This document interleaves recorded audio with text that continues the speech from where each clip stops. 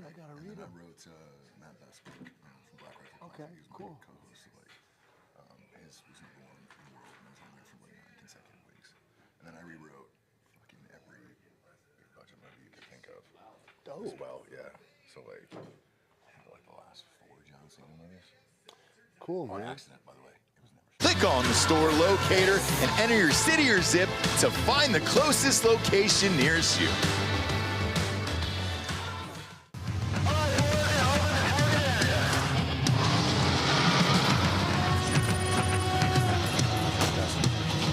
We are gold for energy! Send it! Incoming! Put the money in the bag, man!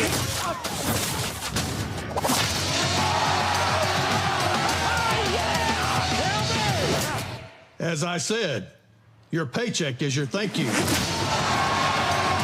What's going on back there? This is awesome!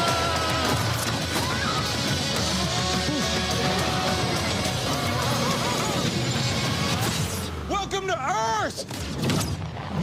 No. Who's flying the plane? Get cockpit. Go. God. Black Rifle Energy, dropping near you. He didn't really need it. Welcome to Drinkin Bros, presented by OmahaSteaks.com. Yeah, welcome to Drinkin Bros, kids. That good old Friday afternoon show that gets super weird around here. About to head out for the weekend. Have some OmahaSteaks.com/Drinkin Bros. 50% off the blazing hot summer sale there, and an extra $45 off with the promo code Drinkin Bros at checkout. A lot of steak, beef-eating motherfuckers on the show today. We got Tait Fletcher and Keith Jardine. What's up, fellas? Did you put on a little shawl there? A little jacket for yourself? Yeah, man. You walked in with a wife beater on. Yeah, I thought I'd dress it up a little bit for you guys. My wife left as soon as you walked in. She was like, dude, I don't need another black eye. What, Keith? You try to teach them once, dude. If they only have one, then that means they learned. You know what I'm saying? She just doesn't listen. Doesn't listen at all. You guys have a movie coming out. I feel like if you keep flipping back and forth, though, between the four of us, this feels like January 5th. They all met together for a peaceful protest at the Capitol. I mean, this is fucking full J6 up here with the four of us. Holy shit, dude. Yep. Look at all of us, man. My God. We gonna storm something right now? It feels like it, doesn't it? All right, let's do it. Yeah. This feels like we're all extras in a Spike Lee movie where the Klan comes out. Holy shit, dude. Birth of a Nation. Yeah. Birth of a Yeah, exactly. First movie ever. Keith, I want to start with you. UFC legend, but you lost a lot, man. I mean, it's rare that we have a loser on the show. You know what I'm saying? What? He's never won a championship. Okay? Like, it is rare. I said this to Forrest Griffin when he was on the show, too, and I was just like, man, remember that time you cried after you lost? I was like, what was that? You know, what was that like? I'm totally kidding. You're on that side of the table, so I can say whatever the fuck I want right now. For now. Yeah, for now. Yeah. Eventually, the show will end, and I'll take off through the back door. I've won spectacularly, and Forrest was one of those, and I've lost the same way. So, were you the one that made him cry? That was my fight. Yeah. I think with Anderson too. He was at a stretch where he was real emotional. Yeah. No, that was the one. I think when you're that invested, dude, man, it sucks to lose. It does. And I was asking Forrest about it, and I kept saying over and over again throughout the show, what do you think, 10, 12 times about how he cried, like over and over again? And probably by like the 8th or 9th time, he was like, hey man, like I think I've had enough. And I was like, I don't think you have. Like, go into that crying. You were close, though. You were very close. My career is pretty weird. When I was supposed to lose, I won. When I was supposed to win, I lost. Whatever. But it was always entertaining. It was always entertaining, and you were a fan favorite. How'd you get into fighting? Yeah. How did I get into fighting? Well, I just saw the early UFC, and like I just wanted, like, fuck, I watched too many Rocky, I guess. Rocky too many times. I want to do that. I can do that. I know how to wrestle. These guys are always crazy just shooting a stupid takedown. I can do that. Yeah. So just want to, like, prove something to myself and everybody else, and that led to fighting. And Chuck Liddell's a good buddy of ours. Good. He's amazing. Yeah. Chuck's awesome. And he hit me up earlier, and he goes, tell him that split decision was bullshit. So I'm just saying. I'm just saying. You know. Yeah, no. I bet he didn't say that. No, he definitely didn't. He definitely didn't say that. No, but he's one of the best guys there is. He's an OG, man. Yeah. He's an Yes. OG. Look up to that guy, man. Absolutely. That fight wasn't fair, man. Like, that's what it is in the sport. It's weird. Like, you got a young, hungry guy, man, against a veteran right there, just trying to hold on. You know, like, you got such an advantage being there. Just fighting a monster is easy, man. Yeah. Fighting, yeah. Because a lot of people we've had over the years. Who do we have on a couple weeks ago? Michael Chandler. He was coming off a loss as well. I gave him the same intro, if it helps, you know. Yeah. I said, A loser? You call him a loser? Yes, I said UFC loser, and it was 2 weeks after he lost to Patty. He's a super nice guy, If too. you're gonna lose, you better lose spectacularly, you know. I agree. Yeah, man. Chandler hasn't had any boring fights either. No. I mean, no. that's what, exactly. like, that's the weird thing about, that's a weird thing about fight. Like, people gave the Patriots a lot of shit over the years for being a boring team. It's like, well, they got 6 rings. You know what I mean? Yeah. Yeah. But I would rather- But then I didn't want to watch it. I didn't, like, we went to that last Super Bowl they were in. It fucking sucked. Yeah. I'd rather watch 2 dudes fucking light each other up. I don't give a Exactly. shit who wins. You know, when I was first fighting, this is a true damn story. When I was first fighting, my first fight in the UFC, I was really more concerned with having a boring fight than losing the goddamn fight, and that's true. I don't know why. It's because you come from a homo background and you see you're fighting in front of thousands of people, millions of people, and I'm getting paid because these guys are watching me. So I told my first fight in UFC, I told Winkle John, my corner man, hey, between rounds. It was like the day before the fight. If it's a boring fight, like I want you to tell me, and like no, well, that's stupid. No, I want you to tell me if it's a boring fight. Yeah. and then after the first round, whatever. Hey, so how's the fight? Did he ever say it was boring? No. But it's funny that Because if he did, were you like, man, fuck you? All right, cool, man. No, I'll punch this guy in the dick. because he knew if he gotta told turn it Keith up. it was a fucking boring fight, he would have gone full retard. I would have gone retard for Yeah. sure. For sure. Yeah. I love full retard. Yeah. That's the best. Who is it, Delco, that went full retard towards the end, where they just stood in the middle of the ring? Tony Ferguson. Oh, yeah, it was Tony Ferguson. Good God. that I've was never fun. seen anybody Max take shots Holloway. like I that. think you're Max talking about Holloway. Max Holloway and Justin Gaethje. That's That's it, another that's it, one. yes, All yes. 3 of those guys that we just mentioned, by the way, not one boring fight in any of their careers. Because Holloway's about to fight, Poirier coming up? That's Poirier's Yes, last one. Yeah. Yes. Tomorrow, Poirier. Love versus Holloway, Max. man. Yeah, That's he's a in New blast to Orleans, watch. isn't it? It's in New Orleans, yeah. Yeah. And then Wait, that is tomorrow. Shit. it is, yeah. So we're gonna get predictions here in a cool. minute. But for you, you started off in mixed martial arts, and then I know you better from movies, man. Tait. Sure. And how did you switch from UFC over to movies? Because you've done a million. It's funny, you know, we were talking earlier on, sorry, thanks. No, you're good. You know, you get into a position where you were talking about when you started wrestling and he's, you know, in his late 20s or whatever. It's like everybody now is 12 years old that's in the UFC, There's a right? pipeline When they now. started. Yeah. And like starting jiu-jitsu is like, I'm 27 years old. And if you wanted to learn jiu-jitsu, you better move to Miami, to Brazil, to somewhere in the southern coast of California, or else Henzo had just started a place in New York. Yeah. And it was like, because Brazilians aren't, it's like, and there was nobody, there was everybody in the United States that was like American wrestlers. And so then the advantage was the American wrestlers that were down at Jackson's were moving that dial forward, but You talking about Greg Jackson? yeah. And then some Greg guys Jackson, popped. show, he's a People buddy started of ours, popping up in yeah. Southern California too. A couple years later, now everybody's here.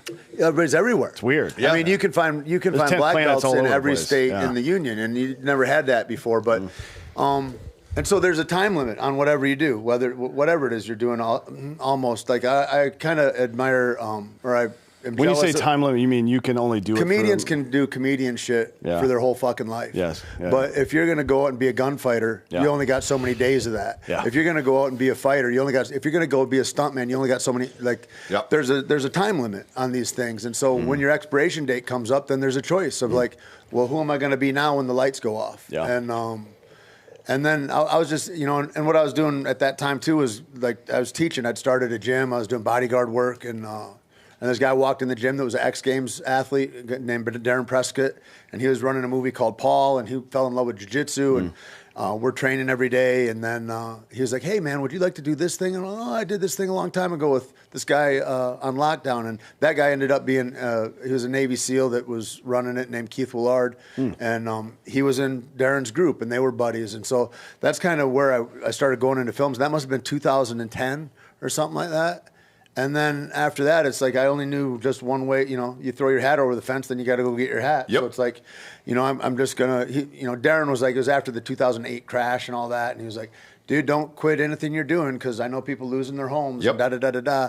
And I was like, I don't know how else to do it except just to go after it and go and introduce myself to guys and go, hey man, I'm in the room now. If you guys and are always be interested." prepared to pivot. I've told the audience this That's for a long big. time because it's hard to give up a career that you love and then pivot into something else. One, it's scary. Two, you don't know if it's going to work. Yep. Acting and directing and writing, which we'll get into in a minute, is a whole nother fucking bag of politics that you're like, all right, shit. And you got to take every gig there is.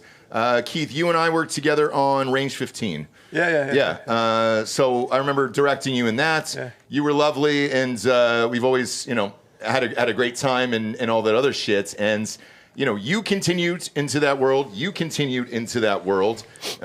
was a nice little paycheck back then too. Yeah, for sure, right? Thank you, and we tried to pay everybody pretty good on those.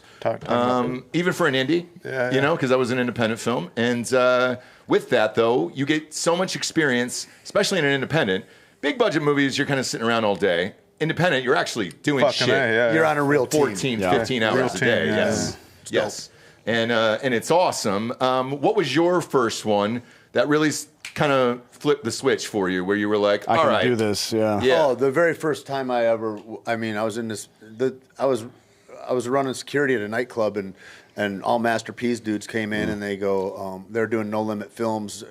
Right. Make them say, And so, nah. I went in, and there was a prison movie called Lockdown. It's like I got to fall off the third tier of a prison cell. I got to get in a lot of. I was like, wow, this is fucking dope. And then, Keith said afterwards, he goes, dude, I got a guest house in Woodland Hills. You come out and stay. There's a lot of work out here, and this is like around '99 or 2000.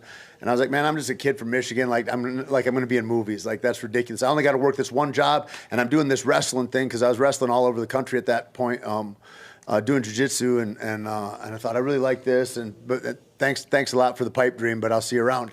And then, 10 years later, that whole thing passes out, and I'm on Equalizer, and Keith Willard's the guy that's running Equalizer too, and I was like, hey, you know who you are to me? He's the guy that I got a SAG card through, right? Yeah.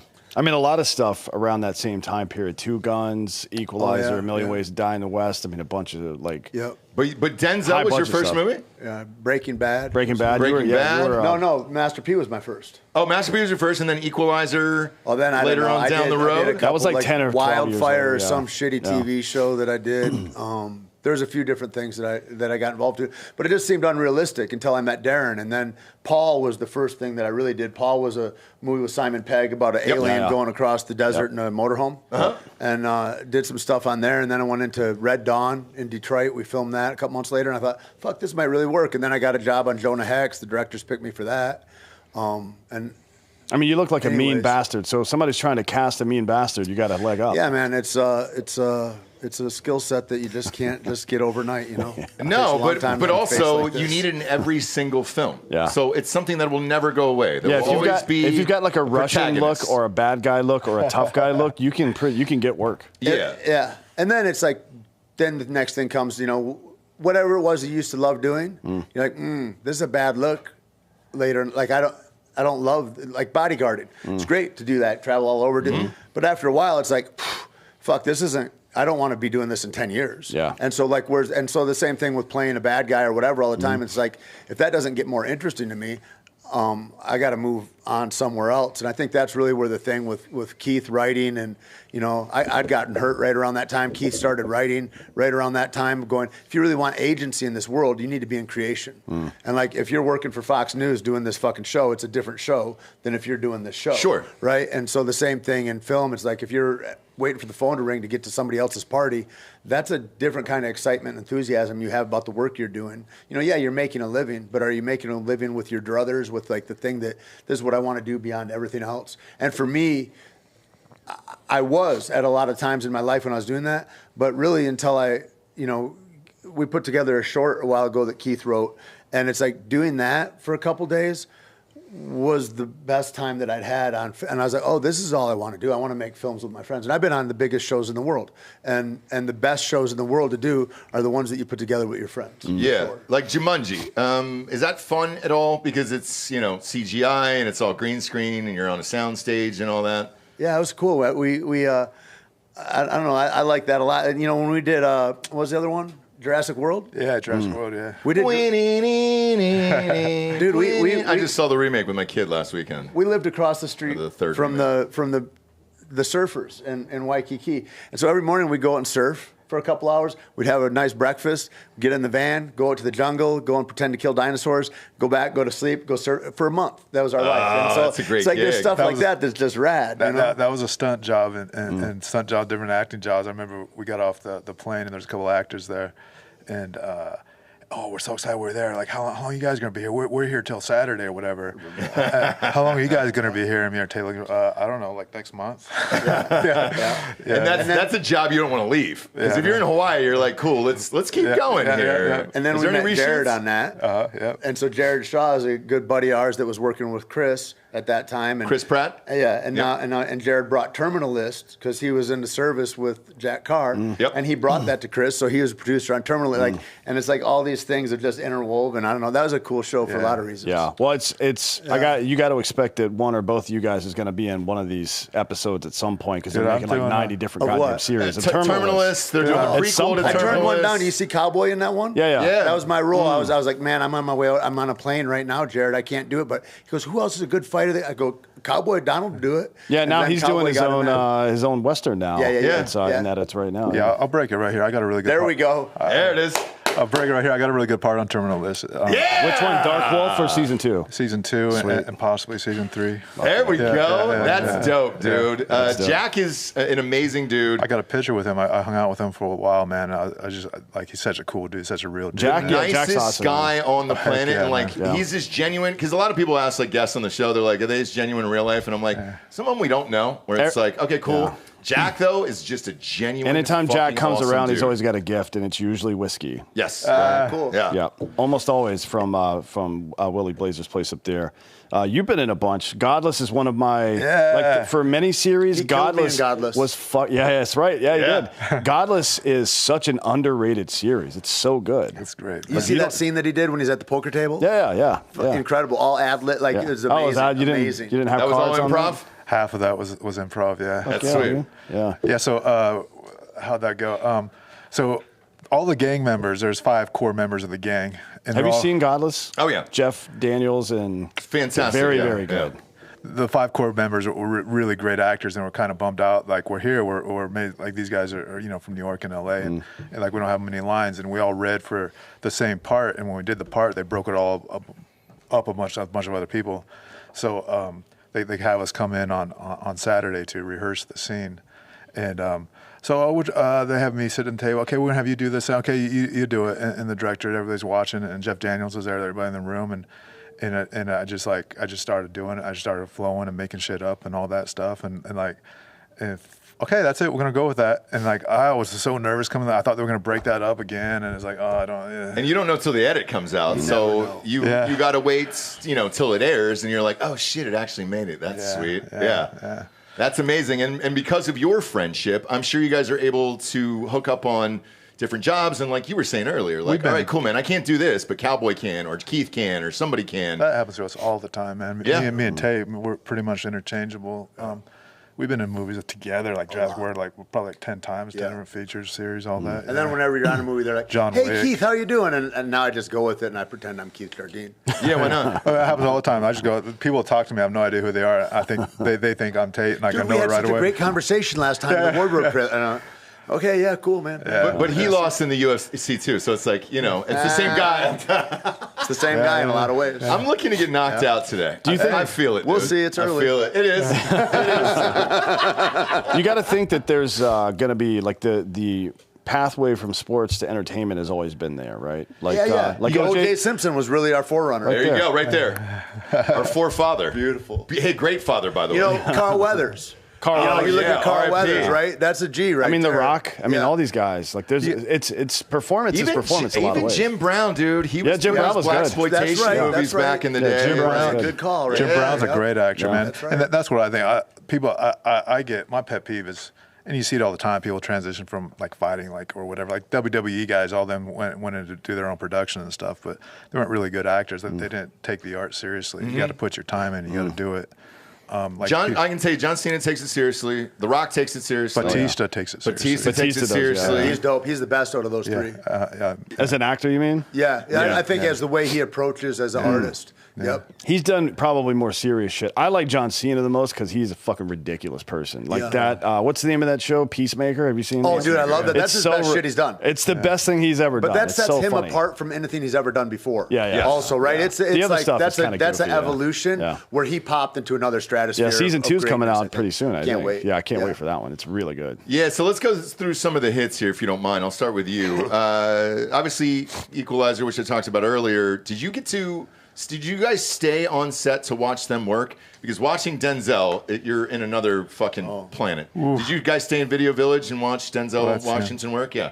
In Equalizer? Yeah, whenever I was at work, yeah. Otherwise, I was in the hotel, or we'd go into Boston or whatever. How great is that fucking guy? I mean, he's tremendous, dude. Just to be around him, his aura is like. I mean, it's like there's people that you're around where you're just like, you feel loved by that person, or you feel like in awe, or like he's like that. He's another kind of dude, and he's dope because three of the guys that were with him had been with him for 30 years or something like that, right? His wardrobe guy, his hair guy, and his security guy. Family Guy, too. And it's like, this is a guy that, like, who else can I trust but these guys before I was the Denzel that were with me, right? He's a guy that can't go into Whole Foods, right? He can't go anywhere. No, that dude is A-list. And to see his excellence, everybody told me when I was on set with that, like all the choreographers and stuff, and they go, dude, don't talk to him. Just be like this. Really? Yeah, they're like that. They go, I heard that. Tell working before I heard that too. And there's a couple of stories about it, right? Or whatever. And no, just talk to him like a real person. How's that? And I go, okay, whatever. I'm just here I'm just trying to make rent. You know what I mean? And he goes, we go up to him several times for a couple of weeks because we were out there for a while. Hey, you want to rehearse this? Big fight scene. Big fight. Nah, we'll look at it. You can send me videos of it, whatever. Okay. And he wouldn't. And people are going, fuck, man, we got to go over it because you never know how like an actor like that is going to move and all that kind of stuff and whatever. And on the day, we go in and we're there, and Denzel comes in early, and all the guys telling me not to talk to him are not there. But here's me and D, and he goes, all right, man, so what are we doing? And I go, well, it goes like this, and then you're going to grab my head, and it's going to, like, and I go through the whole thing with him, and he moves pretty good, he boxes and stuff, and I go right on, right, and I go, and here's where we'll go to the ground, and then right then Clay Fontenot, who is his double, walks in, and he goes, oh yeah, we'll go over this, and then I go over with Clay, and it's just like, I coached a lot in my life, and and I'm just coaching Denzel through what this fight is, and he's been in a lot of, he's coachable, right? And which is cool because a lot of guys aren't coachable, right? And that's a whole other problem. But he was great. And then all my guys walk in, they go, "Did you talk to him?" Like, and I go, "Yeah." I go, just because you guys are fucking nerds and weird, I'm just being a normal goddamn person. Of all the people in Hollywood that I would be worried about offending by talking to them, he's not one of them. Yeah, he's like great. that dude. He does shit on the sly all the time. He fucking paid off some VA building somewhere. His kid is also an athlete. He was a running back for an HBCU, I believe. And wasn't he in Dwayne's show? Yes. Yeah. He's a great actor he's now. really good, Shit. actually, he's working a lot now. I forget his name, but yeah, I remember admiring him in that show. He was really good. Nominated, Bob, I think last year for a Golden Globe, I believe. If you look up Denzel's kid. Didn't he play Ice Cube?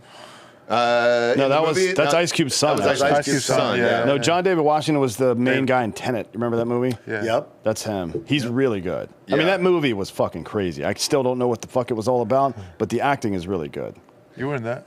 He got a nom for Black Klansman. Yes. Oh yeah, Black Klansman. He got a nomination for Black Klansman. Yeah. No, he's a really good actor. So that's great. He's fantastic. Breaking Bad. How was that? Were you aware of how big the series was at the time and everything else? No, I never watched it. And then I called Keith and I was like, "Hey, what?" He goes, "You haven't watched it? It's the best show on TV." And I was like, And then I watched it before I had to go to set, and I was like, dope. And I didn't really realize all the hype about it. The coolest thing about that show, the very coolest thing, is that Jesse Plemons? Yes. Or not Jesse Plemons. He was the killer later. Jesse, the character, Aaron Paul. Aaron Paul, yeah. And this is just gossip on set, that we're there, and the crafty guy going, you know, when Aaron Paul was here, like for the first thing we're doing, and it's season 1, and he's taking all the sandwiches he can back to, like, and he's just like, I got no money, and his story is, you know, I'm gonna go ahead and shoot this, and I already know I die in this, so I'm gonna bounce. He was supposed to die in the first back season, to Indiana, and when I get this money will move me, right? And then the writer's strike happens, and the internet is viral at that time. It just happened, right? And fucking boom, everybody goes on there, what they love. I love this guy. And so they write him out for the next 5 years, and then, you know, he's the lead of a Spielberg movie when he's done with that. It's like, you know, and that's the thing about, like, you don't know where life takes you, you know, when you try to, I want to design an outcome or whatever. It's like, fuck, I don't know, do what you love and follow that thing with all the vigor of the moments that you got right now, and be left satisfied with that moment and move the fuck on. You don't know what's going to happen, what comes next, you know? And you can't control if it's going to be good or bad. No. And there's, you know, 1,000 different people involved. One of those guys can fuck it all up. An editor, a sound mix, that principle, whatever. though, is pervasive everywhere. You know, you see it in fighting. Early on in the US, no woman's ever going to fight. There will never be a woman. And Dana would swear to that. Never, ever. And then in walks Ronda Rousey. But during that time, for the 10 years before that, I'm seeing Michelle Watterson at the gym every day, Holly Holmes at the gym every day, Jules Kedsley's at the gym every day. Nick Nack is at the, like, these women that there's never going to be an output for are there every day. John Dodson fighting at 125. You'll never be in the, it's 155 is the lightweight. You'll never be in the, and they come, because that's the dream. And then the dream pops in front of them where the dream didn't exist yesterday. And that's a fucking beautiful thing to behold when you start, when you're awake to life, if you're not sleepwalking through this. It's happening a lot now with the, I guess you could call it the decentralization of media. Independent stuff used to be independent stuff, but it was still funded in a lot of ways by rich people, right? That's right. Now we can and the fucking, CIA. USAID, Let's not forget the big dogs. Exactly, dude. He's talking about Operation Mockingbird. Where, wherever you guys are, all right? Because they listen to every show. You might be in the room. I don't know. I'm cool. I'm cool. Yeah. But now, like, I mean, we made the highest grossing independent film of 2016. You were in it. Yeah, Range 15. That was the highest grossing independent film of 2016. Just a bunch of knuckleheads. And I didn't believe in that at all. I mean? And like, I can tell this story now, but like when I got the contract for that, and they were like, hey, they saw one of my movies on Netflix. And they were like, dude, you're the guy. We need you to write, you know, direct and star in this and produce it. I was like, all right, cool. I didn't even negotiate like back end point. Like, I was just like, 5 points is fine. I was like, I don't fucking care. And I was like, because I didn't know. And I was like, it was all military veterans. And then we were going to stack the cast, which I did. You know, I put Sean Astin and everybody else in there. William Shatner. And then Keith David played me. Yeah, Keith David played me. I was actually supposed to be that colonel. That's Colonel Holloway's me. But I was fucking working for the government at the time. Probably spying on you guys, actually. Probably. And like, dude, looking back, you're like, because you really don't know. And what it's going to be. You know, you're painted up like a zombie. And it's just like, all right, we had a lot of fun. Latrell's got guts hanging out. Yeah, but it was like, do I think this is going to, and I had no idea. And then Nick Palmisano hit me up afterwards. Because I think the box office was number 3. And it was the summer, which was nuts. Where it was just like, it was the summer too, where you were just like, oh shit, I'm looking at the numbers. And I was like, God damn. And Nick Palmisano calls me and he goes, I bet you wish you would have asked for more back points. And I was like, dude, I had no fucking idea. Well, it was all funded through GoFundMe. Or Indiegogo, Indiegogo, Yeah, no, regardless of all that, you can do stuff now. You can just decide to do something and go do it now. You have the tools to do it. People, there's another, what movie just came out that was completely shot on an iPhone? It was a big feature. Yeah, there was a movie called Tangerine. No, one this year. No. I know one this year, but like years ago, the first one was a movie called Tangerine. That was 2016. But it goes to Sundance. It wins Sundance. Oh, 28 years later. And they get a huge distribution. 28 years later was shot on an iPhone. Yeah. Completely on an iPhone. It wasn't, they should have spent some of that money on the script then. I saw it. Whatever. I'm not going to say anything more than that. But with you, I want to switch to you because you were one of my favorite movies of all time, McGruber. Like, I've watched McGruber fucking 20, 25 times in my life, and God damn it, dude, it's just my fave. It's one of my faves. I used to go see movies all the time in LA when I was, you know, doing rewrites or directing shit or whatever, just to kind of get out of my own head. I'd go by myself and just sit in a cold, dark theater. So everybody kept asking me if I had rewrote this movie or wrote the movie or whatever, and finally I was like, fucking McGruber? So I went on a Sunday afternoon. I'm at the Grove in L.A., in that movie theater at the Grove. There's maybe 20 people in there. I'm the only one laughing at the entire movie. Wow. And I'm laughing so hard. There was the scene where you guys are all getting ready, and then the whole fucking van blows up, as they're assembling the team together, and then everybody fucking dies. And I am laughing my fucking ass off. And people in the theater were literally staring at me like I was retarded. Yeah. And they were like, what is so fucking funny about this goddamn movie? It's become a huge cult classic.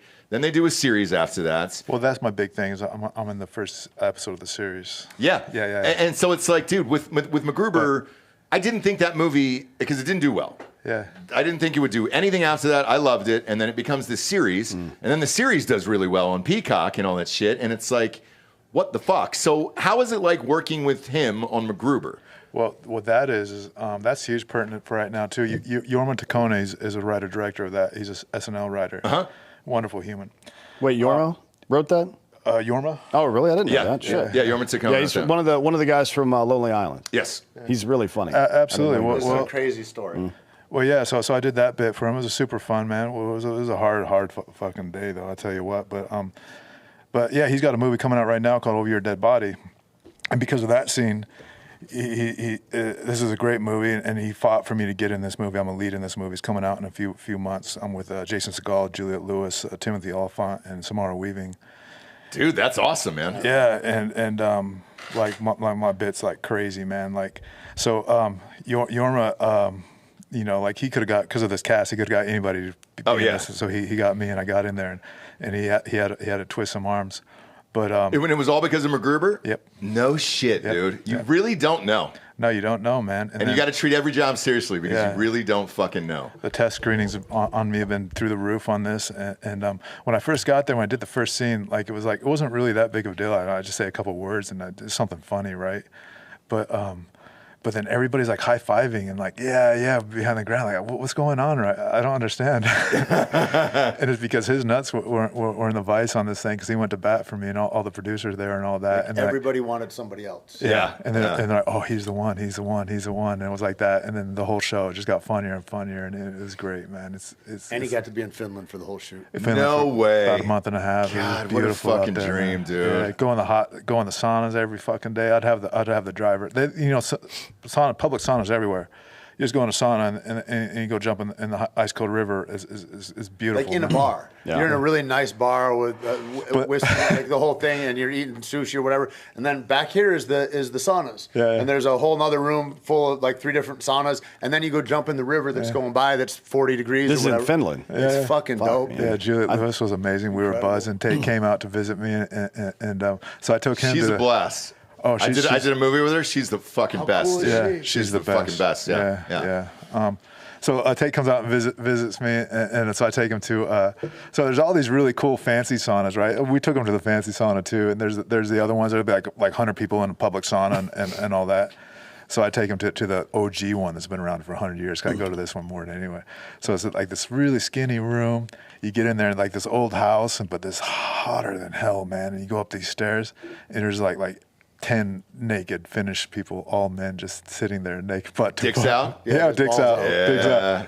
And I was wondering what you think, because the first night Tait came, hey, we're going to go to the sauna after. Yeah, we went right from the airport basically to the sauna. Yeah. Welcome to Finland. Here's 12 dicks. Yeah, there's 12 dicks in a room, and like it's hot, man. It's 200 degrees. Like I'm about to have a panic attack in there. You know what I mean? And these guys. There's a place where guys wear hats because it's that hot in there. It's really? fucking dangerously fucking hot. Yeah. It's dope. Yeah, cool. So I'm glad you like that. You almost love it. That was the funnest shoot ever, man. Like, you did a good job when they're laughing at Video Village. You know what I mean? Oh, dude, and because I love If you laughs I in the love the dailies, film. that's good. Yes, Yeah. I love the film. I love the series, and it was one of those things that, for me personally, just could have kept going on forever. But from what I remember, I think Peacock was new as a streaming app at that time, and they weren't really sure what they were going to do and everything else. So each season was in danger. I think they only did 2, I believe, before they killed it. Yeah. But man, it was one of my favorite characters of all time. I love Will Forte.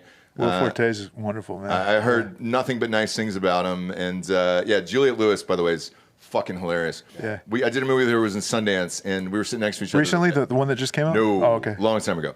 And we're sitting each other at Sundance, and she taps me in the middle of the movie. She goes, "Hey, Ross, you fucking like this movie?" And I go, "No, I think it fucking sucks." And she goes, "It's goddamn awful." And I mean, the whole theater's quiet, and you can just hear her. She does not give a fuck about anything. And I was just like, yeah, it's not good. It's not good what we're doing here. Cool, man. But it's fun, and then these people go on and do these things where you're like, all right, is your career over? Is it not over? And then Yellow Jackets comes out for her, and it explodes again, where you're just like, holy shit. Winona Ryder was the same way.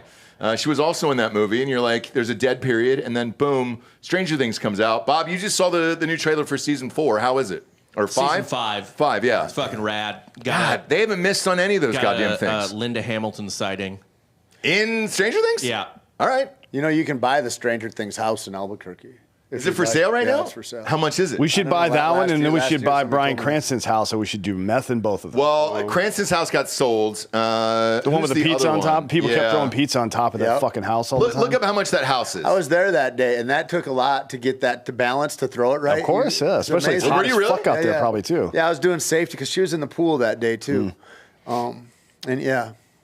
So you were there for the pizza scene? Yeah. That's why everybody goes and sees that house, is because of that one episode. Oh my God. I had no idea. The fans of that show were fucking crazy. I'm a gigantic fan of that show, and like, yeah, it's one of those, even as an actor, that you check out of it and you're just watching as a fan. Yeah. So like, dude, I did not miss. I was live.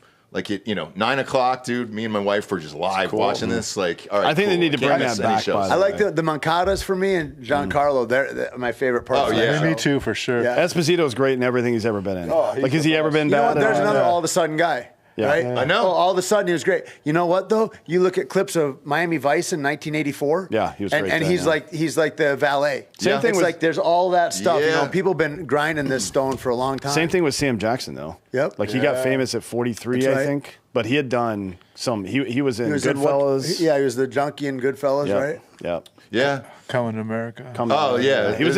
I mean, he was obviously a good actor. He just didn't hit. Yeah. And then I think Die Hard 3. Well, I think about that a lot. Like, you come to a certain age where like you hit, right? Like me 10 years ago, like I don't think that guy's very interesting, right? But like now things are hitting for me, right? So it's just like you age into a certain right. This is the best version of yourself for TV or for movies. You know what I mean? Yeah, but you don't know it until it happens. Exactly, right? And then what Tait says, it seems like, and that's, you made it when it seems like all of a sudden success and like whatever. An overnight success that took 15 years. But the thing is it's in your head that you got to unlearn things. Like these old ideas that you're too late. You're a little too late to be a fighter. I'm sorry. Yeah. You're a little too late for this. They said that to me when I started. Dana said you're too old to start fighting. Everything is like that. And then you either do or don't, right? And the thing is like, look at all the Golden Girls. Show me a picture of one of those broads when they're young. There's not, you know what I mean? It's like it's like there's a spot that's available to you if you love what you're doing that'll fit you perfectly when the time meets opportunity, You also shouldn't think of ceilings as a thing, right? Because Yeah. if you look at, we've talked about this before pretty recently, actually. If you look at the athletic performance at the Olympics from like 1908 or whatever until even 1950, but especially today, leaps and bounds, the 4-minute mile, shit like that. Tell me who the fastest man in the world is in 1940 versus in 2020, right? People just didn't think that it it was possible. It's like, no, it's possible. Yeah. You can do it. You just got to fucking say The fuck internet you. changed that. Yeah. I mean, It the did, first time John Jones came into the gym, and I go, we watched him because I think Nate Mark, or he fought on that card with Anderson, and dude, John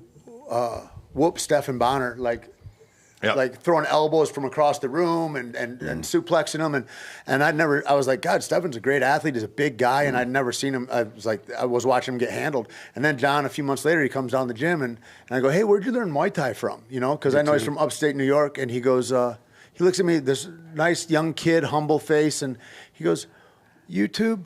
Anderson Silva videos on YouTube. You're kidding. YouTube, and I believe Tait, and I was like, that is, I was like. Everybody I know travels to San Francisco. Wow. You're going to the Netherlands, you're going somewhere to go, you know, you're going to Holland to fight, you're going to Thailand, and on YouTube. And so that changed things. You look at when Homeboy ran up in WC and he ran along the fence and he kicked, right? Yeah. I wish I could remember his name right now. Awesome athlete. But then after that, people see that and they go, oh, that's possible. I'll do that. Yeah. You know, skateboarding, all these things blew up because of the internet, because the human mind saw that happen and goes, I could recreate that. Anthony Pettis. Pettis, that's Anthony right. Pettis. That was a great one. Oh, man. What an athlete. He's another guy that, like, win-loss record is so-so, but goddamn, I want to Beautiful watch athlete. that dude fight. Let me watch him fight every single time, you know what I mean? And then talking, you know, speaking of the pivot here, like, because I was doing films and all that other stuff for years, I pivoted in a podcast in 2015.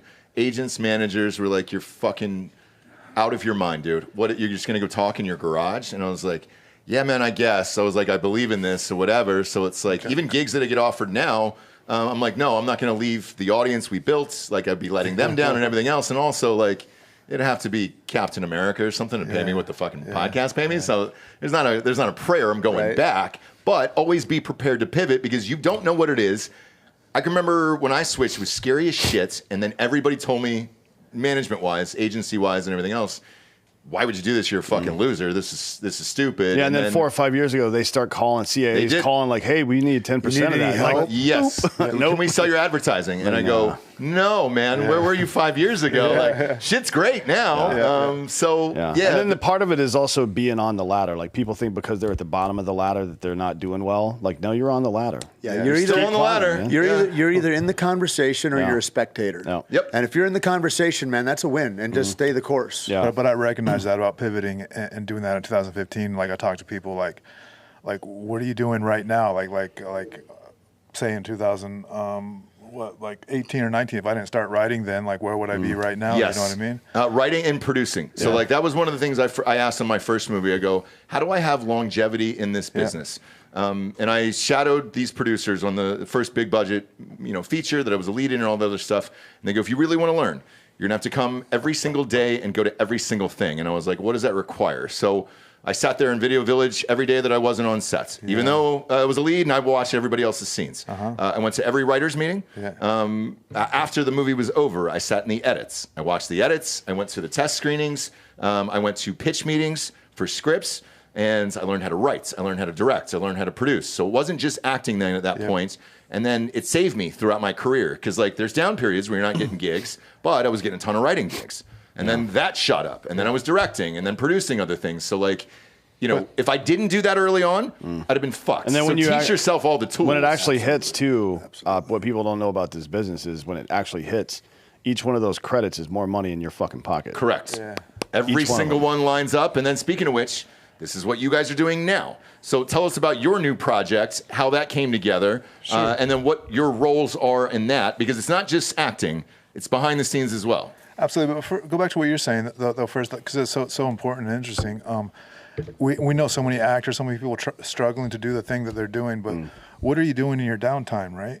Well, like, you just waiting for your phone to ring, you just work for an hour a week and do scenes with a friend, whatever. Well, what are you doing? Are you writing? That helps you craft? Are you learning how to edit? Are you? Some people have said, like, use your weekend to build the life you want instead of taking the weekend off. Correct. 100%. And I never took any. I never took any weekends off, but you know, I ended up in the hospital a few times because of it, because of pneumonia and shit. But that's just weakness. But going back to that, do you know what the first movie was that I went on a pitch meeting for after that film was over? A movie called Miracle. And I sat there. There was 8 studios. It was Kurt Russell. It's about the Miracle on Ice. And I went with them, and I pretended to be their assistant and take notes with these producers as they pitched it all over town. 7 out of 8 studios said no. 2 of them said, this is a fucking TV movie. You're not going to make any money. You should just throw the script out the fucking window.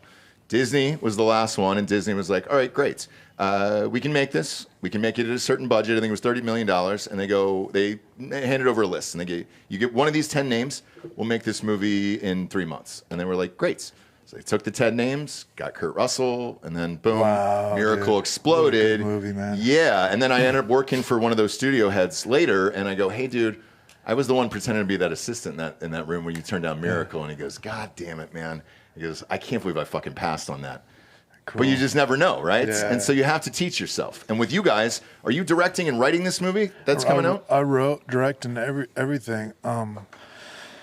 I want to talk about pitch meeting because it goes with what we're saying. Like I went to LA for a pitch meeting, and it goes with everything we're saying about preparing and doing your work and all that. I went to a pitch meeting in LA with the studio and about a Western I had, and I go and I sit down and I'm sitting in a room full of all these people. I'm kind of nervous. This is my first time doing a pitch, and the first thing they said to me is like, "Okay, we're working on a Western series, so we're not really interested in Western right now. We read it, it's great, but so what else do you got?"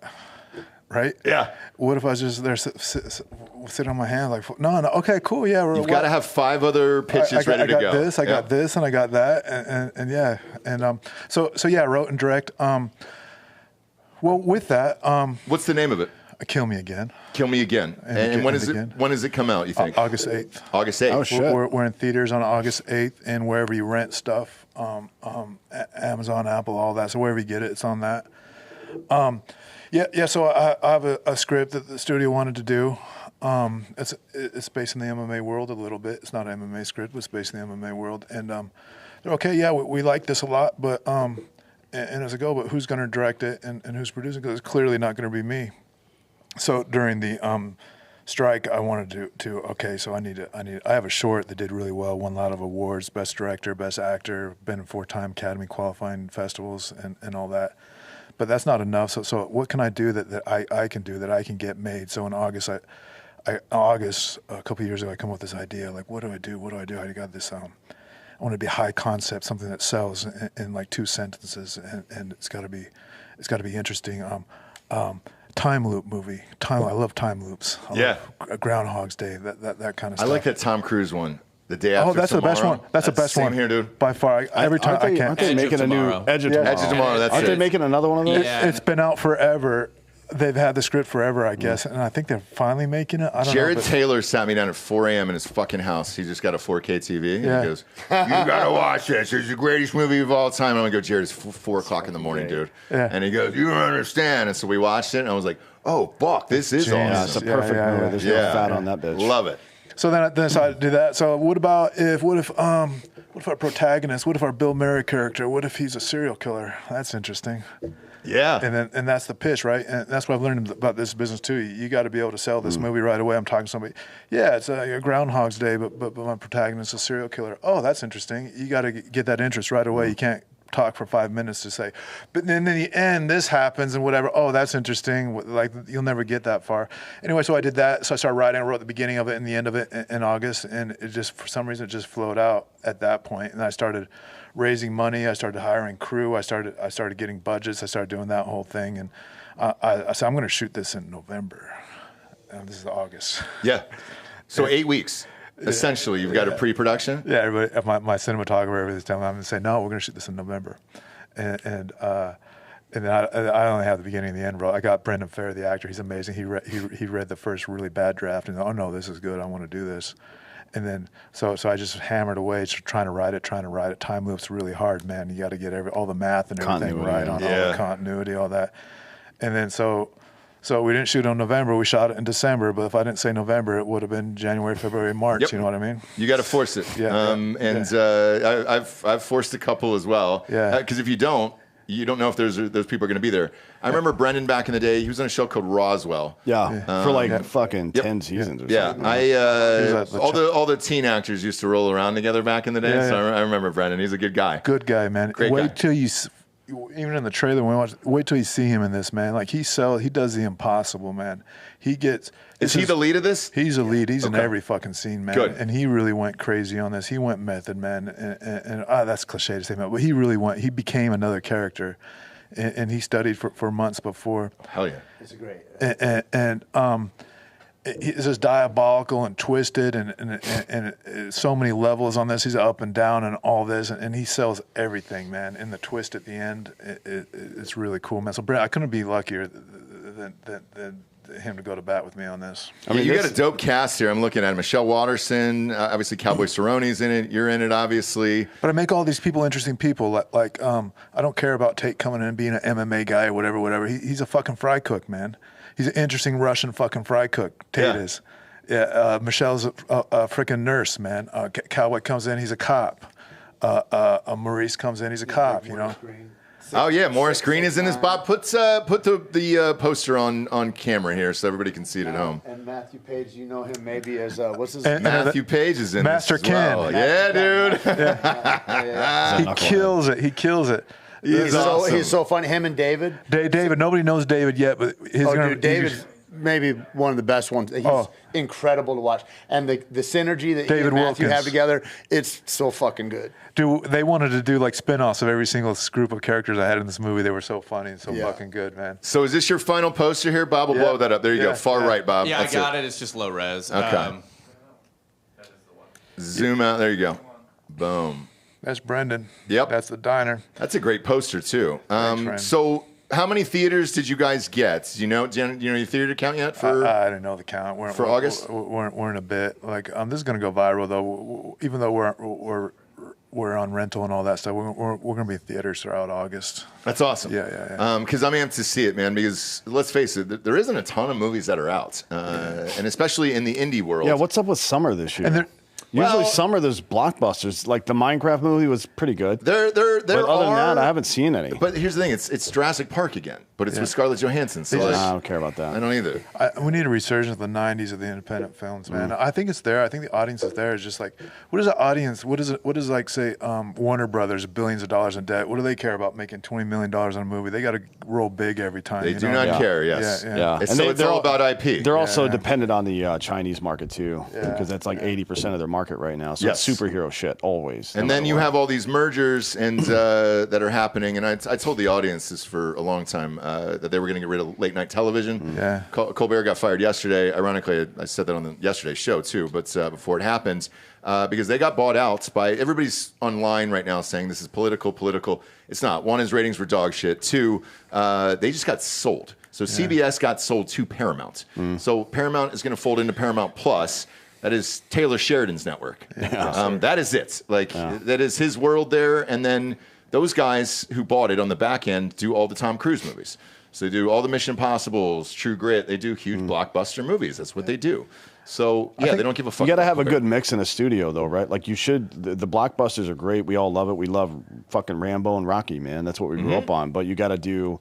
You also have to, instead of just putting out 10 of those in a year and hoping to hit, you have to find good independent dudes that can make shit for $5, $50, and $20 million bucks. Like when Anora came out, like when Baby Driver came out. Like I guess that's a big movie, but like Strange Darling, that's a good one that they really got legs. Well, Nora won every Oscar there was last year, and it would have just been it was a great movie, but it would have just been an average movie in the '90s.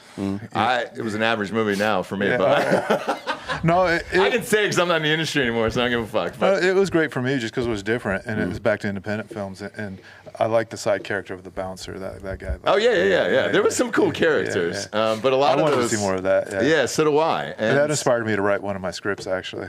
Oh, did it really? Yeah. No shit. This one I'm pushing right now, yeah. That's awesome. Yeah. But with the TV world, I think that's a whole new opening for you guys where, look, you become a regular on a Terminalist or something like that. Right. I mean, that's where the real money is right now. Streaming episodic. Because TV world's going. The only reason TV's around is because Big Pharma funds it. Yeah. Right. There's no other reason. Big that's Pharma still live on, sports. Right? Otherwise, that shit and doesn't so that's exist. about all those people that watch that are about to die. Yeah. And so in one generation or less, that'll be gone. And so it's just episodic. And what happens with these streamers? I mean, that's. The crazy part is like when they were talking about a couple years ago, they were bitching about like, oh, you don't pay enough residuals out here because we don't see your actual streams and all that kind of stuff. And they're like, well, that's proprietary information. But it's not just proprietary information just because they don't want to pay us residuals. It's proprietary information because if you really knew your streams, then somebody goes to prison.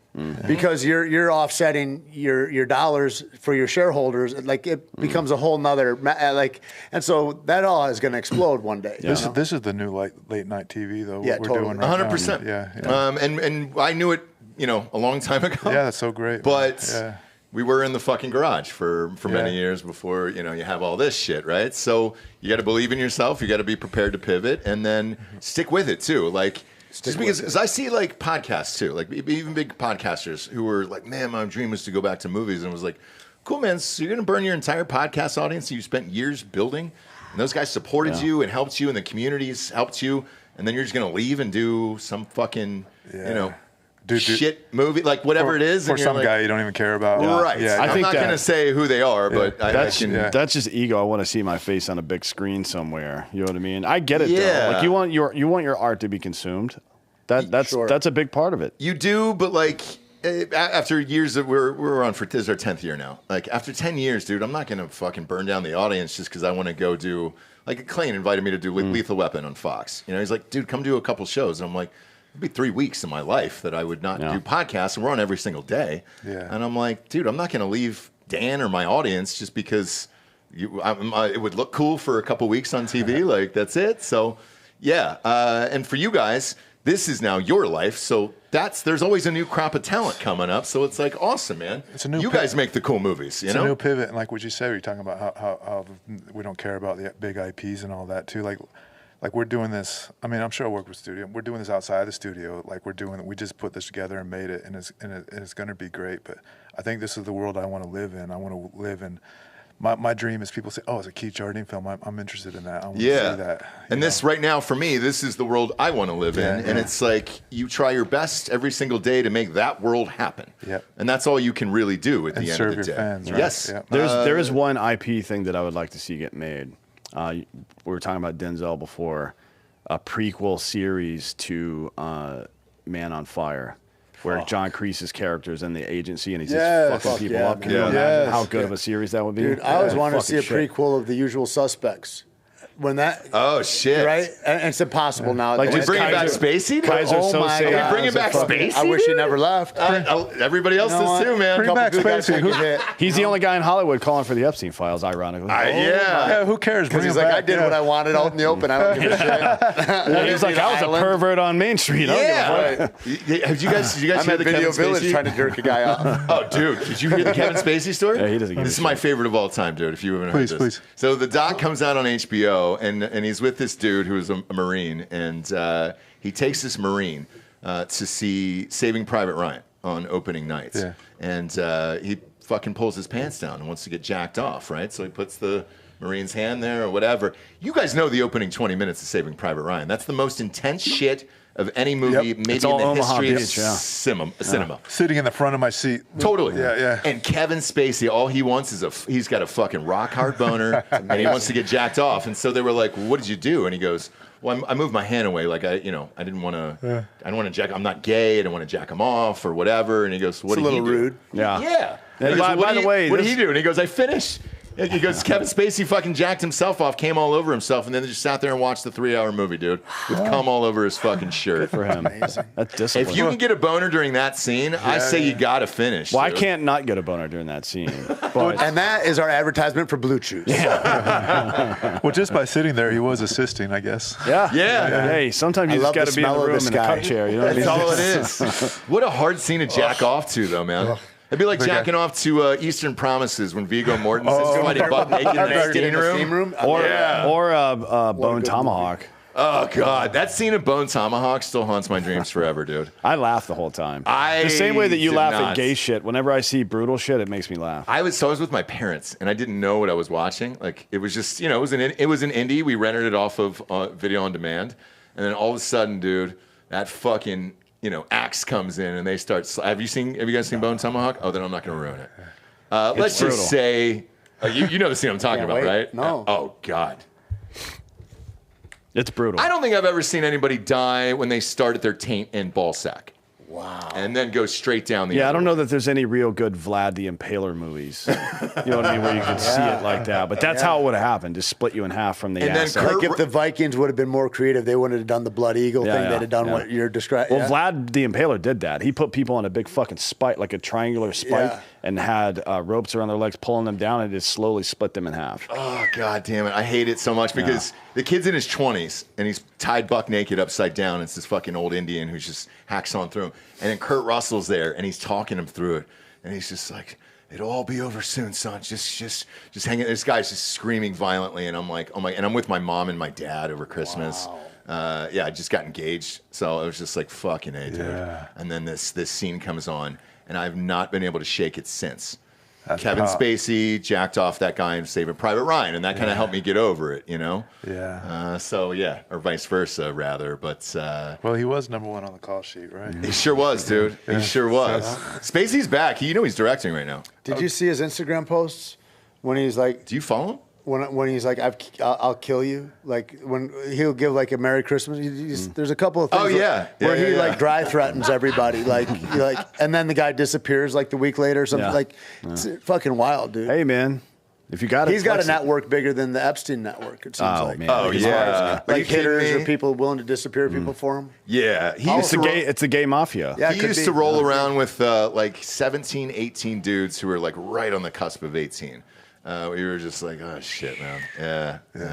Yeah. What's he doing in that one? What's the creepy look with the book there, Bob? It's not a book; it's an award. He's in front of his fireplace. Yeah, is this it? He got an award. No, the Christmas one's older. This is like recent. Oh yeah, I remember the Christmas. You know the one, Christmas one though, right? He's playing the character from House of Cards. Fuck. Yeah. This is creepy though. That would be why would you post this? That would be picture? a good way to get away with crimes. Just do one of your characters and openly threaten everybody. It's just like OJ writing a book about I didn't kill her, but if I did, here's how I would have done it, and then it's exactly what happened, right? It's a great book, by the way. You can read it. Oh yeah. The very first book deal I did was with Judith Regan via Simon & Schuster. She did that interview. And so I got to go to lunch with her, and I go, I was all in, right? And I was like, tell me everything. And she was like, oh, he fucking killed her. Like, yeah. And she went all in, and because they filmed that thing for Fox. The Fox, it was a 1 hour special. Do you guys remember that? And then they had to delete it. So the night before, is that the one where she opens the door and he's got a knife? Like, well, that was behind the snes, I think, for Access Hollywood when they were promoting it, right? And he was trying to joke around, and she was like, "No, dude, we can't put any of this in." And then they cut it the night before airing, and then they pulled all the books, burned them out of the warehouse, and then a few survived. And so I asked her for a copy. I was like, I know you've got a copy. And she goes, oh, yeah, you want the fucking... So I went back to her office, and she gave me a copy, and I was able to read it. That was 14 or 15. And reading the book, it's literally him just detailing... It's called How I Did It. Yeah. And so when I read it, I was just like... If I did it. Oh, If I Did It, that's right. So as you're reading it, you're going through the night, and you're like, okay, I mean, you definitely killed these people. Like, what the fuck are we even doing here? Yeah. And, but because it was...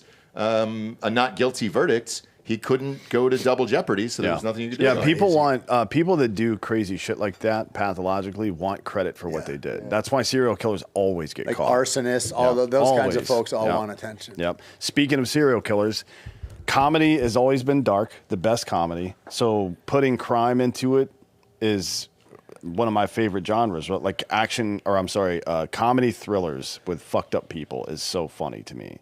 And that's what this movie is. Absolutely, man. It's it's dark and twisted, but people laugh throughout the whole thing. It's incredibly funny, man. And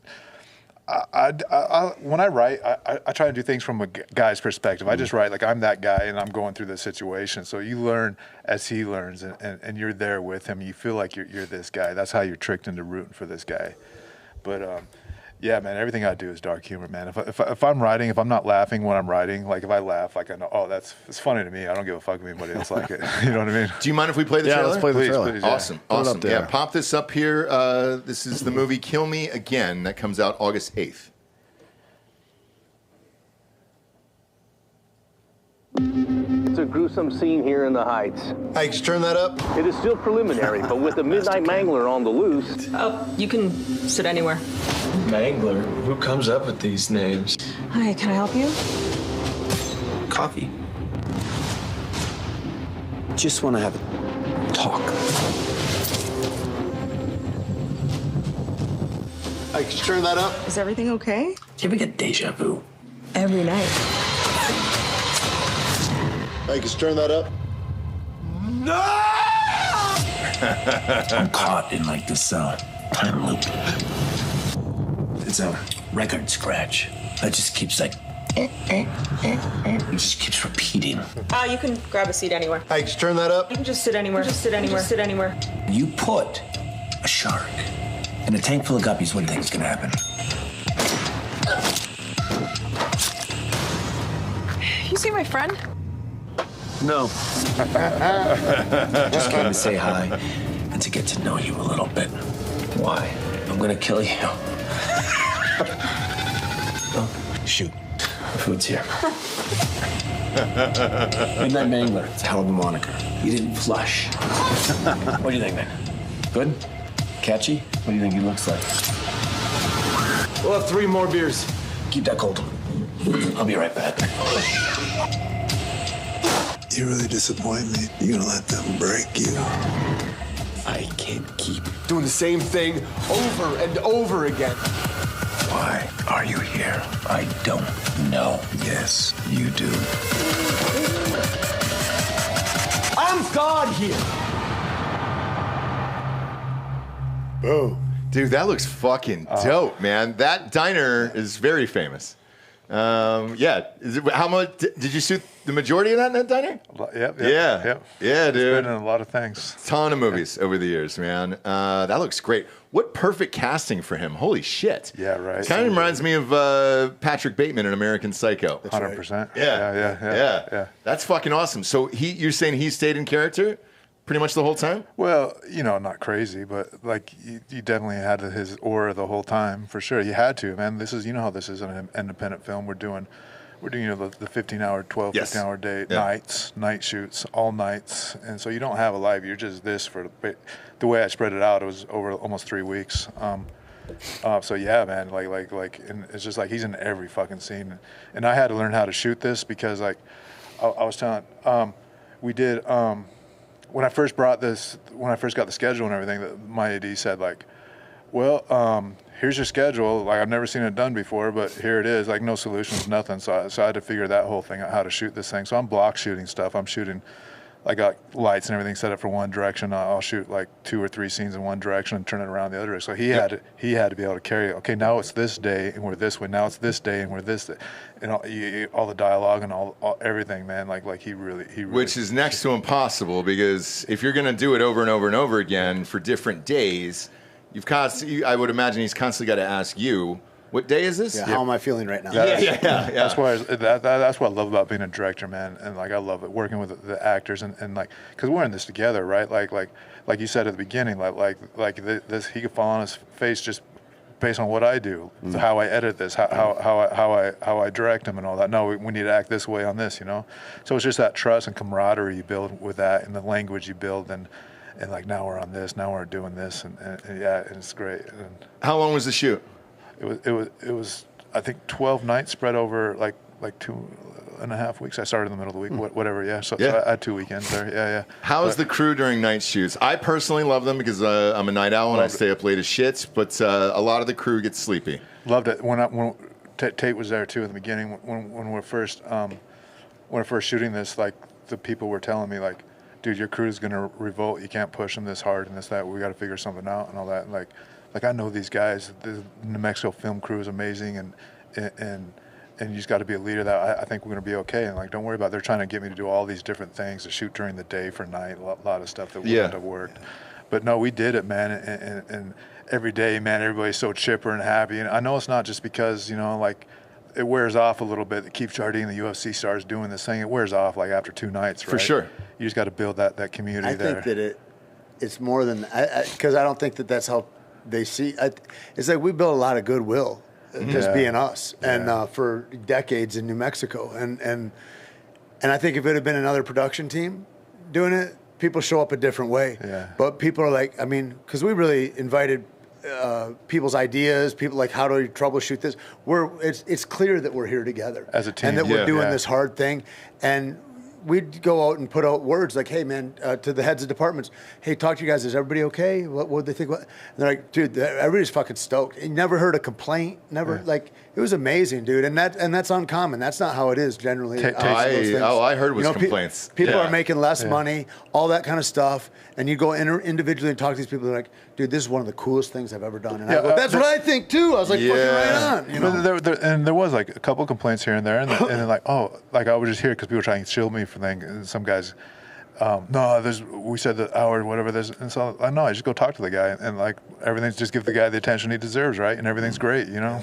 Yeah, because a lot of it is about the attention of like, hey, I want to be noticed. These guys I'm more important, or my department's more important. Am I being taken for granted? Yes. No, you're all fucking hyper valuable here, and thank you all so much for being here. I mean, how hard is it to do that? That's one of the biggest problems in management, whether when I was in the military or working in the corporate world or working in private security or whatever I was doing. It's like everybody, when you get isolated, thinks you're the only one doing the work, and everybody else is fucking around. Yeah. But if you have the boss come by and be like, hey, you're doing good work.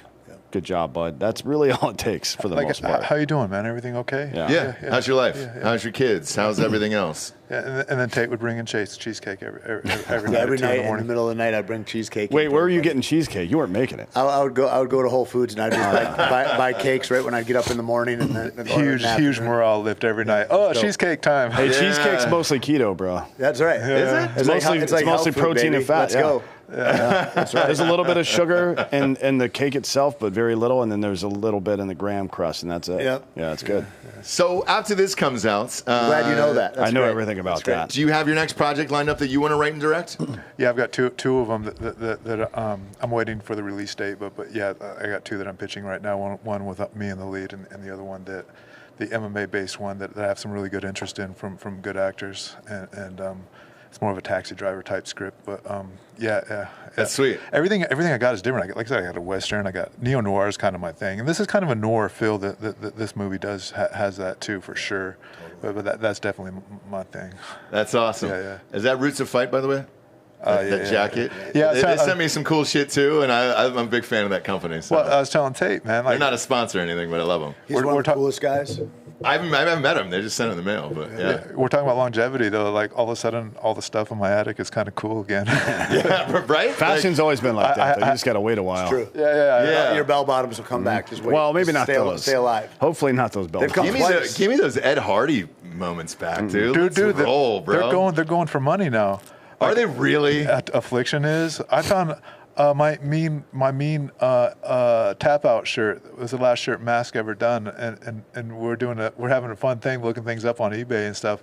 And I saw that going for $340. Holy shit! Shut the fuck up. I got like 100 of these in my attic. I thought. Hey, if you're out there, I could flood the market. Yeah, if you're out there and you're a UFC fighter or a Navy SEAL from the early 2000s, you're probably rich and you don't know it yet. Yeah. Start selling all that shit on eBay. I thought Chris Angel bought all of the Affliction T-shirts though in the universe. Like, I didn't think there was any left. Only the mediums. Yeah. Only the mediums. And that's right. And the black mascara. The black mascara and the medium shirts. Back in the day, walking around, if you see someone wearing an Affliction shirt, like oh, you know that guy knows who you are.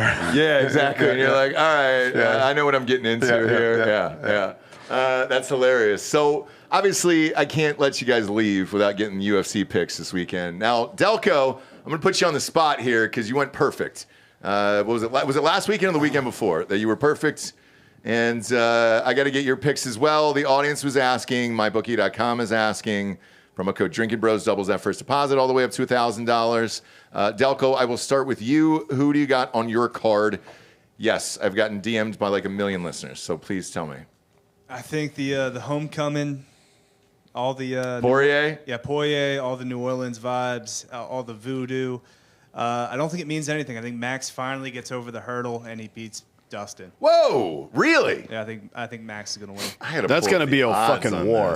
That's gonna be one of the best fights. That'll be an instant Hall of Fame fight right there. Yeah. Hey, last weekend was great. That's a dangerous fight. For Derek Lewis was a blast last week. Like I watched that. That was a fun Derek one. Lewis is always fun to watch fight. Yeah, but it was whenever it's free, you're like, am I really going to see something cool? And then, sure enough, there was a dope card last week. Yeah, it's a fight. Whether it's in the parking lot or whether it's on TV, whether it's free. Yeah, it's going to be exciting. You know, UFC is always like that too. It's whenever the main event, like whenever the pay-per-view, they're really pushing, like, this is the fight of the year or whatever. They're usually just, they're not. Yeah. But then some card, like, whatever. Like, those are the cards that kill, man. All right, so who else is on this? Paulo Costa is on it. Who do you got in that, Delco? Who? DDP's not on this one. No, he's not on that one. Forgive me. I'm looking here to the future. This Paulo Costa versus Roman Kopilov. That's who it is. Kopilov is going to win that fight. Costa is probably going to get cut soon. He's been on a bit of a skid. Yeah. Well, we'll see. He's still got some wins, but yeah, he's. And then Kevin Holland's probably going to beat the fuck out of Daniel Rodriguez. I like watching Kevin Holland. Mm-hmm. I like Daniel a lot, but yeah, I think that's probably right. Okay. What are the odds on that Poirier fight? Yeah. Shit. So Max Holloway is minus 141. So they're expecting Max to win, which is a shock to me. Yeah. I would have said Dustin just because he's retiring after this. Last fight, hometown. It's in New Orleans. You know, Theo Vaughn and all his buddies are going. There's a thing. People don't.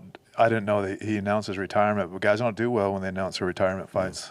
No shit. Yeah. All right. Maybe that's why the odds are. If you're already done, you already got a foot out the door. If that's why, like you see guys start doing movies too soon or something else. It's that's for real. As soon as you start to take and go, oh, that's not where I'm going to put my foot on the gas. Gotta go with you. Yeah, that seems like a bad idea to go into the ring with another killer half-cocked. It's tough, man. It's such a mental game just to walk in through the door in the first place. Like if you're somewhere else a little bit, or if you think you're not, you got to know who you are in a real way. That's what I love about fighting, and what we learned with John Jones right away, and some other people. Like, if we learned John Jones when he came in, like YouTube videos, he's smashing Hall of Famers.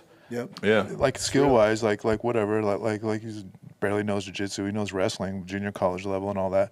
Smashing fools. It's because MMA is that weird thing, like where the cliche is true. Like in a lot of sports, like boxing, you can say that this guy's going to win 99 times out of 100 just because he's that much more skilled. MMA is not like that, man. Like the guy that believes in himself, that has that hunger, that has that dog in him, that I'm rising up in the ranks. I'm going to just whatever has that it, man. Like. Those guys win, man, and the guys that are holding on, whatever. Like I got this movie coming up, whatever. Like Conor McGregor is just as good as he ever was, but he just doesn't have that dog anymore, you know. Did you see that dick the other day? I didn't see the dick. I heard about it. I didn't see it though. Bob, will you show him the dick? I mean, obviously we're on YouTube right now, so we can't do it. Yeah, will you show McGregor's dick to him? You mean to text it to you? Wait. All right, I've been blasting this out all day. Bob's got it on his fucking. It's saved. Like. It's in his bookmarks already. I actually put on the Drinkin' Bros app, dude, just so everybody else could see it. God bless. Yeah, because it's work right what there. you're about to see though is I call this picture a pound of flesh.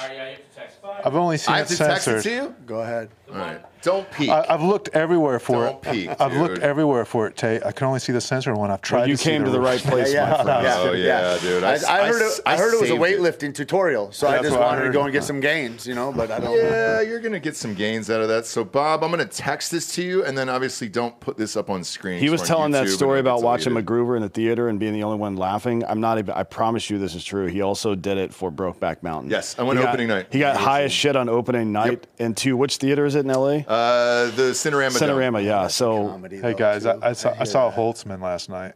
You know, really? Oh God! I laughed so hard, dude. That's the most I've ever laughed at a comedian. do you know this Holtzman guy? The walkout guy, right? Yeah. Oh my God! Like I've seen him on Instagram or whatever, but I know this was real, man. This is funny. This is genius, man. That's great. Here we go. So pop that up here. As you'll notice, he's not circed. And I made this joke the other day, but it still holds true.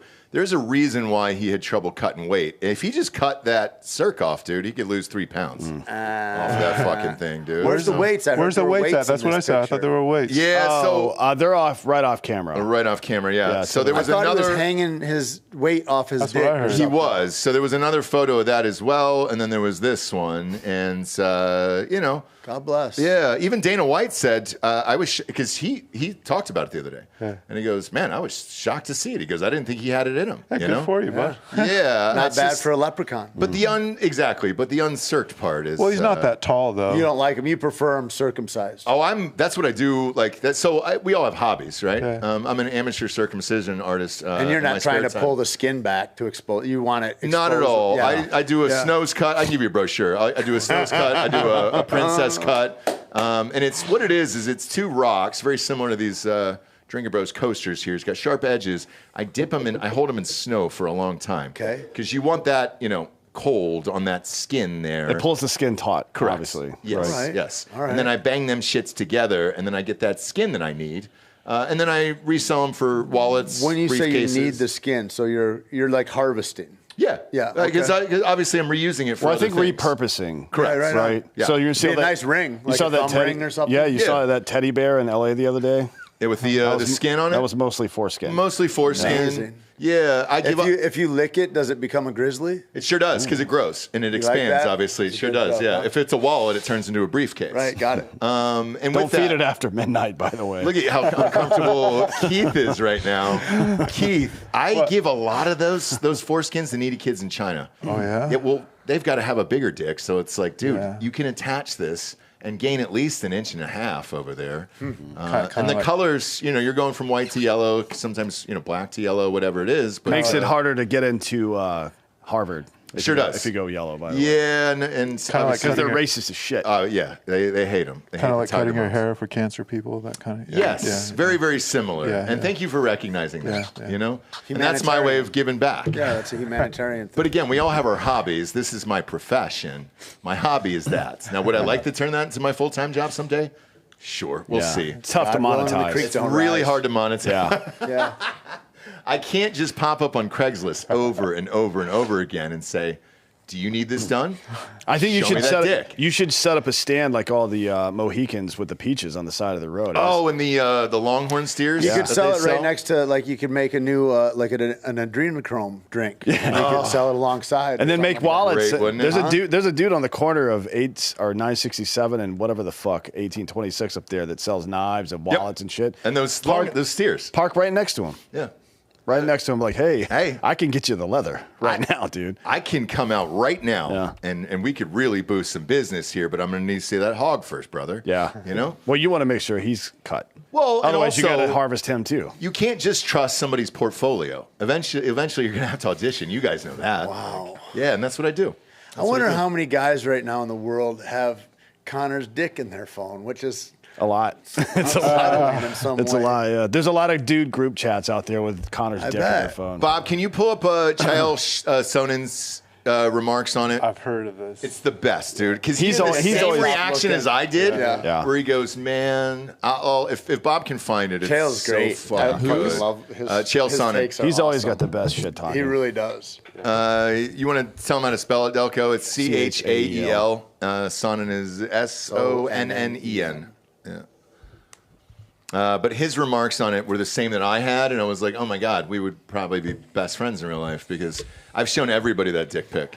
Everyone. Even my wife, I was like, you got to see this. All right, so go ahead and play this. Just looking at him, I'm for like, the audience, yeah. I can't quit staring at Connor's dick.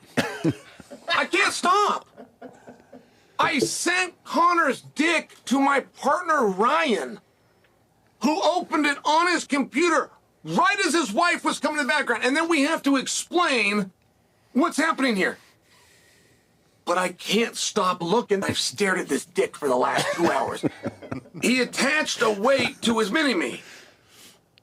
And you got a crooked penile function with a makeshift weight on it. It's a lot for me to accept. I can't quit staring at Connor's. That was amazing. So the one with the weight on it got deleted really quick. So I am. God, this is we got to hit up Azalea. What's her name? Azalea Banks. Yeah. This will tell you how sick that I am because he was talking about the Brokeback thing. Nothing makes me laugh harder than male penises, right? And so as with opposed this, to I'm trying to screenshot this dick. Penises. Yes. Well, trans men. No. I don't want to. Dan. Nope. They're out there. No, there are 3 genders, right? How many? What's 3? Okay. What's the third? Male, female, and retard. Oh, there you go. Yeah. That's it. And that's it. That's it. But I finally found the pic before it was taken down, and I just screenshotted that one. As soon as I went to screenshot the one with the weight on his dick, gone. And I was like, motherfucker. I bet he has a sponsorship with a separate dick weight company. Hilarious. And that's what happened. Hilarious. It's like, hey, they called him like, what the fuck, hey, Connor? CrossFit. Yeah. I've got a fucking product for you. You gotta have it, dude. If you thought Proper 12 was great, yeah. Hey, High Rocks. Got Castor on the phone. God damn it. He learned his lesson. Next time you do a dick pic, make sure you have the proper 12 next to it. Oh, you got to, dude. You always got to be promoting, dog. Yeah. You got to be promoting. That would have been really funny, actually. Oh, they got on Logan Paul because he put lunch leaves and Prime when his baby was getting born. And he was like, "What? You think I'm not going to promote? Yeah, my own what's shit? the point of even having a baby for That's not what he gonna said. And monetize he goes, "What do you think I'm working this hard for? It's for my goddamn kid. And just to be coming out of that vagina." Just to be clear, my dad monetized me too by making me work for free in his fucking auto body shop my entire childhood. So Sure fuck did. that. Yeah, dude. You mean he gave you an education? Slave labor. Yeah. Yeah. But- Slavery is good. It's right here. White people ended slavery. It was a huge mistake, and I put my name on it. Yep. See that? Sure did. We just enslaved the So that wrong way. people. That's all. That's all we did. Yeah. Anybody that has blue hair, slave. Slave. Anybody Antifa wise, slave. Yeah. We'll fix it real quick. Yep. Right? We can end slavery the right way. Yes. Not with laws. And the white way, because most of those guys are whites, and they're taking up causes that they shouldn't. Why are you at a BLM riot right now? You're whites. You got nothing to do with this, okay? You're hijacking a movement. Now you get to be someone's slave. Did you guys see? but there's girls there though. That's true, but they're not. They're not. Yeah. Well, if you look at these guys though. Yeah, it's true. That might be the best thing. I bet it smells like Conor McGregor, like the circumcision on the inside, dude. What?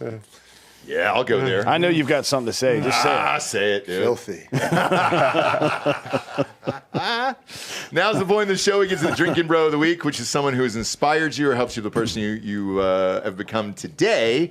We'll start with you, Keith. Who would you like to give the Drinkin' Bro of the Week to? You cannot say Conor McGregor or his dick. I just was. I knew you were. God damn it. Yeah. You know what? Because we're here talking about my movie, Kill Me Again, and all that. A guy that's been kind of my mentor through all this is Joe Carnahan, the writer-director. Yep. Yeah, he's always a phone call. Smoking Aces? Yeah, Smoking Aces, The Gray, all that stuff. And he's a guy. He don't bullshit with you, man. Like I sent him my script one time, and I talked with him about a half hour about Killer Jack, this other one that I'm doing, the MMA one. Like it's one of the best goddamn scripts I ever read. I read it, and like you know me, man. I won't even tell you otherwise because he'd tell me it sucked if he thought it sucked. Yeah. And like, has he told you in the past that it sucks? No. But I've been on set with him when he told actors they sucked.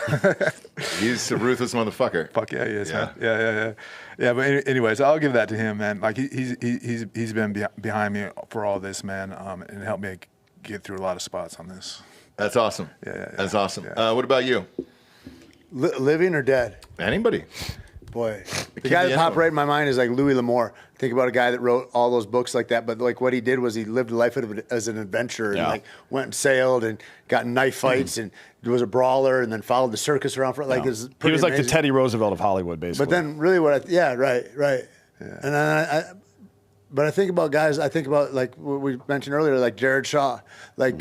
Diligence and nose down and work hard and have a goal and go towards it. It's like there's examples all over that, man. I feel like I'm rich in my life with examples of that, of people that stand up straight and do what they say and say what they do. That's what you say. You go through it. You help you in life. We have so many iterations of our life. You know, like there's Greg Jackson. Fuck yeah. Greg is an amazing human being. I'd be remiss to not say 100 people right now. Yeah, exactly. I think we have people that work hard have a tendency to find each other.